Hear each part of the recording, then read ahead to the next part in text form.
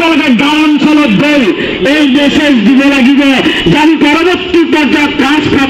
আহিম প্রয়োজন হলে দিশপুর চলে যাত্রা করেন মুখ্যমন্ত্রী হিমন্ত বিশ্ব শর্মা থাকিবে শিক্ষা হিমন্ত বিশ্ব শর্মা শিক্ষা হিমন্ত বিশ্ব শর্মা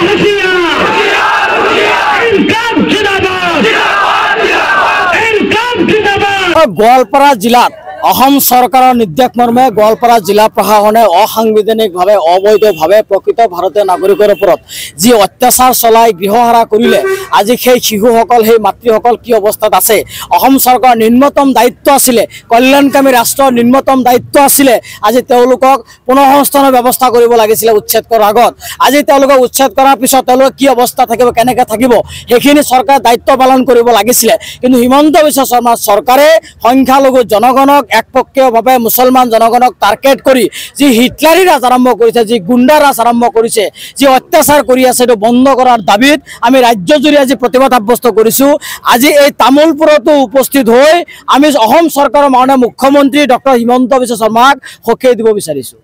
যে আজি তামোলপুৰ নহয় ৰাজ্যজুৰি আমি জিলাই জিলাই অৱস্থান ধৰ্মঘট কাৰ্যসূচী কৰিছোঁ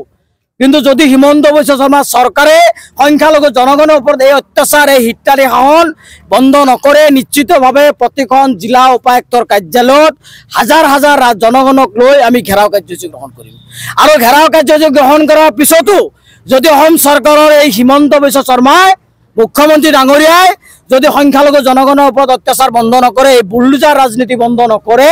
নিশ্চিতভাৱে দিশপুৰ চলো যাত্ৰা কৰা হ'ব আৰু লাখ লাখ মানুহ একত্ৰিত কৰি গণতান্ত্ৰিকভাৱে মহাত্মা গান্ধীৰ আদৰ্শ লৈ অহিংসা নীতিৰে হিমন্ত বিশ্ব শৰ্মা চৰকাৰক উফৰাবৰ কাৰণে আমি বদ্ধপৰিকৰৰ সংকল্প গ্ৰহণ কৰিম আজি আপোনালোকৰ জৰিয়তে অসমৰ সুধী সমাজক আমি আহ্বান জনাইছোঁ যে হিমন্ত বিশ্ব শৰ্মাৰ এই হিটলাৰী ৰাজ বন্ধ কৰাৰ দাবীত আপোনালোকে ওলাই আহক হিমন্ত বিশ্ব শৰ্মাৰ চৰকাৰ অকল খিলঞ্জীয়াৰ চৰকাৰ বুলি তেওঁ কৈ থাকে কিন্তু হিমন্ত বিশ্ব শৰ্মাৰ কোনো খিলঞ্জীয়াৰ চৰকাৰ নহয় হিমন্ত বিশ্ব শৰ্মা হৈছে পুঁজিপতিৰ চৰকাৰ বনিয়া গোষ্ঠীৰ চৰকাৰ আজি আপোনালোকে দেখিছে ৰাজ্যৰ বিভিন্ন জেগাত অকল সংখ্যালঘুকে উচ্ছেদ বনিয়া গোষ্ঠীক মাটি গতাই দিয়াৰ কাৰণে গতিকে হিমন্ত বিশ্ব শৰ্মা চৰকাৰ যে সম্পূৰ্ণ বনিয়া গোষ্ঠীৰ চৰকাৰ হিমন্ত বিশ্ব শৰ্মা চৰকাৰ যে সংখ্যালঘু বিৰোধী চৰকাৰ অসমীয়া বিৰোধী চৰকাৰ এয়া নিশ্চিত আৰু এয়া সত্য গতিকে আমি আপোনালোকৰ জৰিয়তে হিমন্ত বিশ্ব শৰ্মা চৰকাৰক আহ্বান জনাইছোঁ যে সংখ্যালঘুৰ ওপৰত বাংলাদেশী বিদেশী নামত যি অত্যাচাৰ কৰি অত্যাচাৰ বন্ধ কৰক উচ্ছেদৰ নামত যি বুলডোজাৰ ৰাজনীতি আৰম্ভ কৰিছে বন্ধ কৰক অন্যথা আমচু হাত সাপতি বহি নাথাকে আপোনাৰ চৰকাৰ উফৰাবৰ কাৰণে আমচু বদ্ধপৰিকৰ আৰু আমচু এই পৰিকল্পনা হাতত ল'ব আৰু সম্পূৰ্ণ গণতান্ত্ৰিকভাৱে অহিংসা নীতিৰে মহাত্মা গান্ধীৰ আদৰ্শৰ দ্বাৰাই যেনেকৈ ভাৰতবৰ্ষৰ স্বাধীনতা লাভ কৰিছিলে ঠিক তেনেকৈ আমাৰ অধিকাৰ কাঢ়ি অনাৰ স্বাৰ্থত আমি হিমন্ত বিশ্ব শৰ্মা চৰকাৰৰ বিৰুদ্ধে বলিষ্ঠ আন্দোলন গ্ৰহণ কৰিম তাৰ কাৰণে হিমন্ত বিশ্ব শৰ্মা সাজু হৈ থাকক।